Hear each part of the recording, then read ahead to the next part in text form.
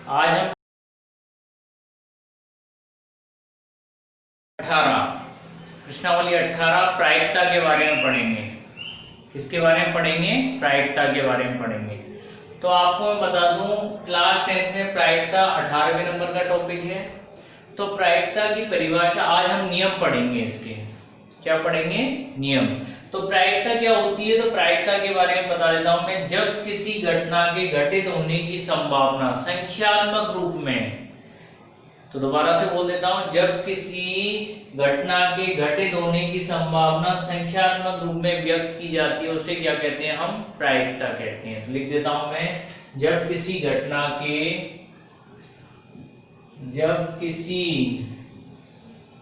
घटित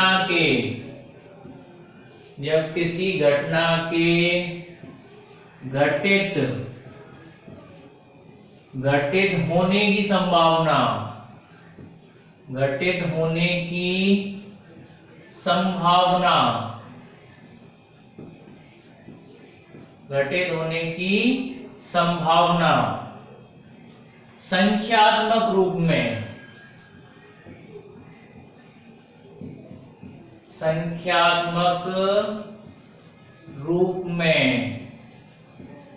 संख्यात्मक रूप में व्यक्त की जाती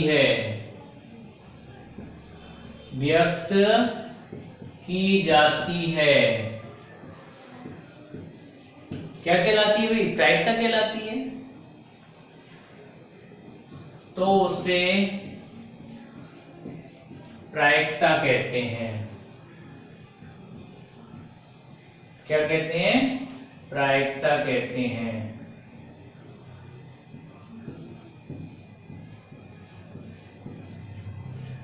तो एक बार फिर से बोल देता हूं, जब किसी घटना के घटित होने की संभावना संख्यात्मक रूप में व्यक्त की जाती है, उसे क्या कहते हैं? हम प्रायिकता कहते हैं। इसके बाद में आपको मैं बता दूं, यादृच्छिक उछाल नंबर 2।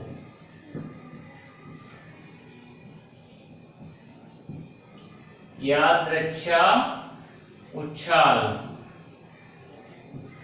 यादृच्छिक का मतलब होता है स्वतंत्रता पूर्वक।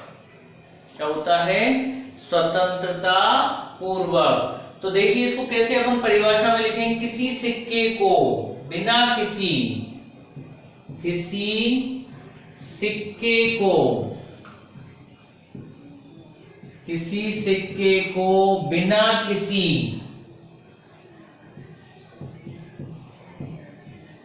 बिना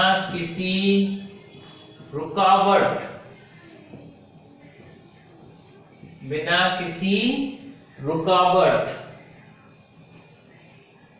या पक्षपात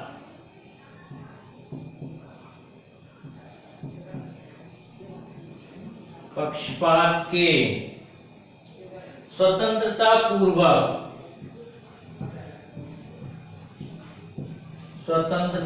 पूर्वक गिरने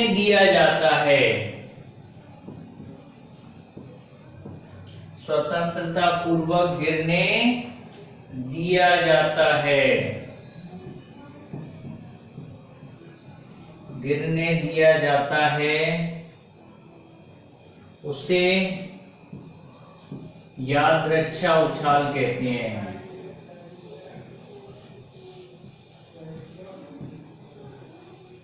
यादृच्छिक उछाल कहते हैं।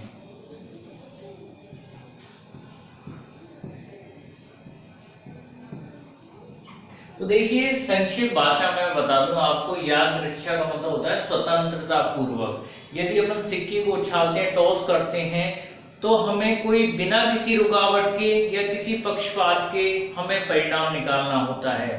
तो उसी के लिए हम यादृच्छिक उछाल की जरूरत पड़ती है। तो यादृच्छिक उछाल यही होता है, किसी सिक्के को बिना किसी रुकावट या पक्षपात के स्वतंत्रता पूर्वक गिरने दिया जाता है, उसे यादृच्छिक उछाल कहते हैं। इसके बाद में आपको मैं बता दूं, समप्रायिक नंबर 3।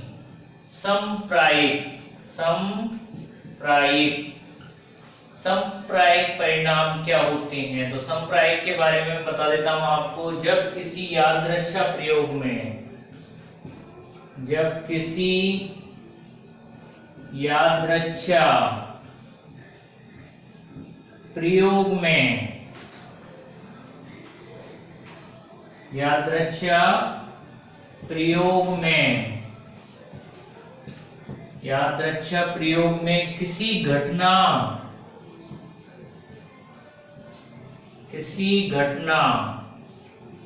ई के, किसी घटना ई के सभी परिणामों के, सभी परिणामों के, सभी परिणामों के प्राप्त होने की संभावना, प्राप्त होने की संभावना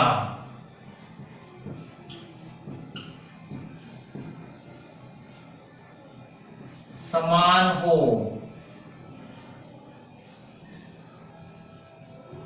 क्या कहलाता है भाई? समप्रायिक परिणाम कहलाता है। तो यह समप्रायिक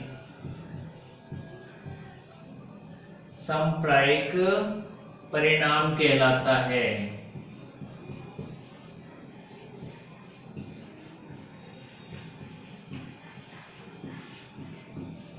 तो देखिए, इसको दूसरी भाषा में मैं आपको समझाता हूँ। समप्रायिक का मतलब होता है आपके किसी घटना का घटित होना और अघटित होना, दोनों की स्थिति यदि बराबर आ रही है तो इसका मतलब समप्रायिक परिणाम होगा। अर्थात हम कह सकते हैं कि यदि किसी बच्चे का जन्म होता है, यदि किसी बच्चे का जन्म होता है तो हमें पता नहीं होता है कि वह लड़का होगा या लड़की होगी, तो ये कैसा परिणाम है? समप्रायिक परिणाम है। ठीक है, अभी अगला नियम मैं अभी बताता हूं।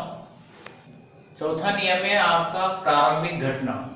कौन सा है? प्रारंभिक घटना। तो प्रारंभिक घटना के बारे में बता दूं, वह घटना जिसका, वह घटना जिसका, वह घटना जिसका केवल, वह घटना जिसका केवल एक ही परिणाम हो, केवल एक ही परिणाम हो, तो वह घटना जिसका केवल एक ही परिणाम हो क्या कहलाती है बेटा? प्रारंभिक घटना कहलाती है। एक ही परिणाम हो, प्रारंभिक घटना कहलाती है। प्रारंभिक घटना कहलाती है। प्रारंभिक घटना कहलाती है। ठीक है, तो प्रारंभिक घटना हो गई। अब प्रारंभिक घटना के बारे में बता दूं मैं आपका नंबर 5। देखिए, सभी प्रारंभिक, किसी प्रयोग की सभी प्रारंभिक घटनाओं का योग एक ही होता है। किसी प्रयोग की, किसी प्रयोग की सभी प्रारंभिक, सभी प्रारंभिक घटनाओं का योग, घटनाओं का योग एक होता है।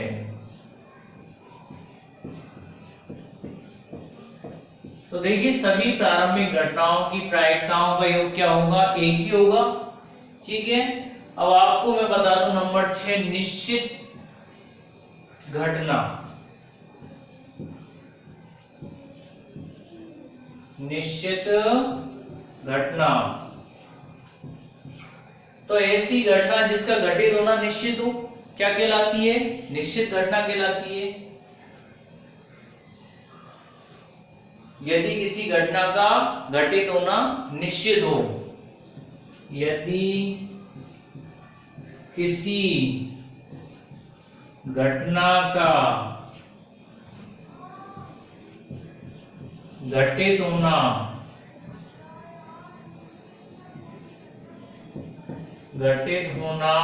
निश्चित हो, निश्चित हो, अर्थात दूसरी भाषा में बोल सकते हैं हम इसको, इसकी प्रायिकता या फिर किसी घटना की प्रायिकता, किसी घटना की प्रायिकता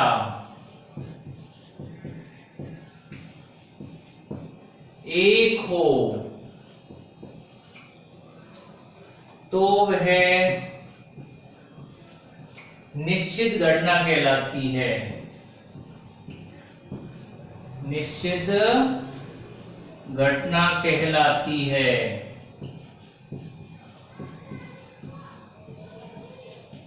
ठीक है भाई, तो ये आपका निश्चित घटना वाला नियम हो गया।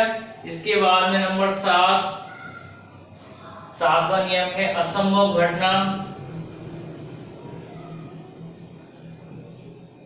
असंभव घटना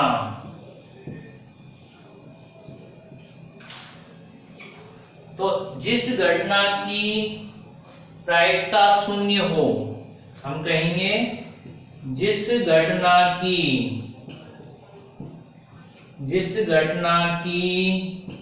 प्रायिकता शून्य हो,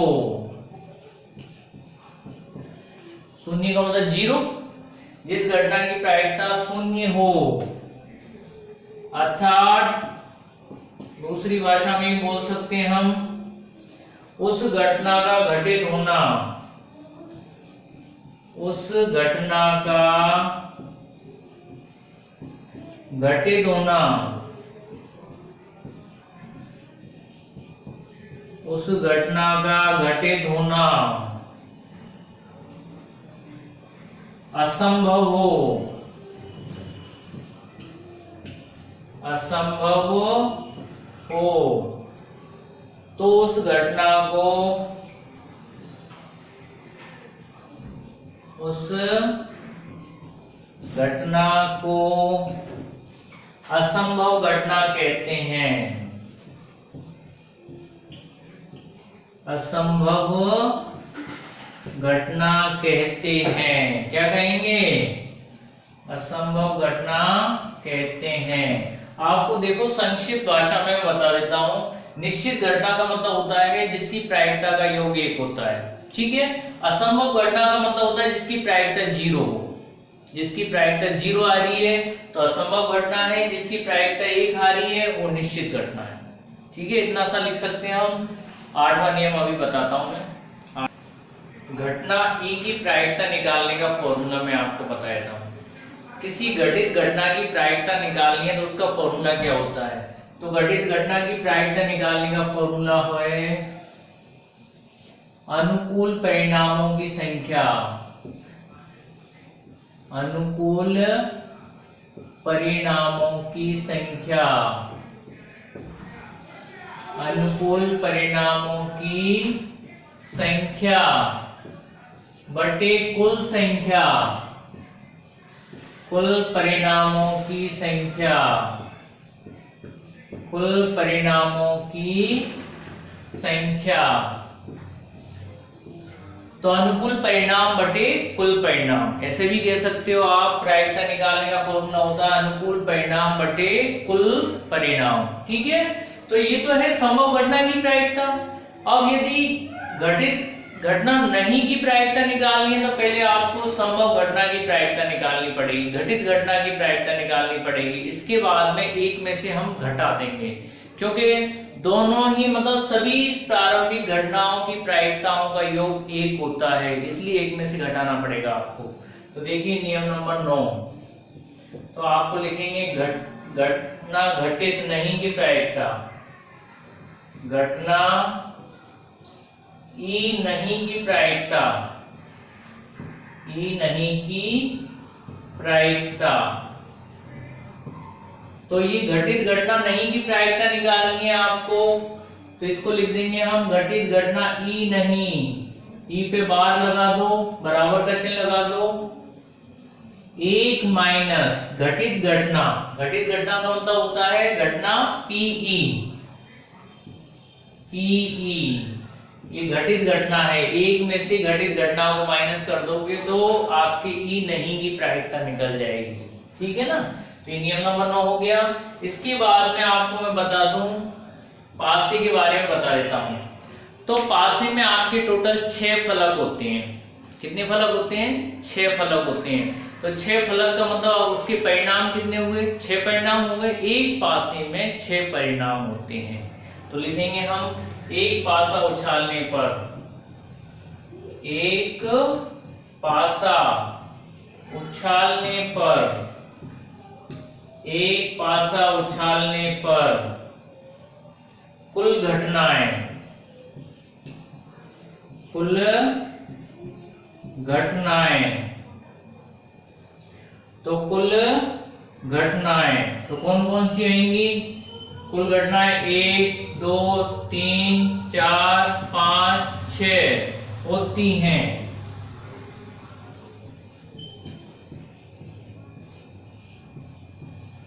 ठीक है, तो ये पासे के बारे में बताया।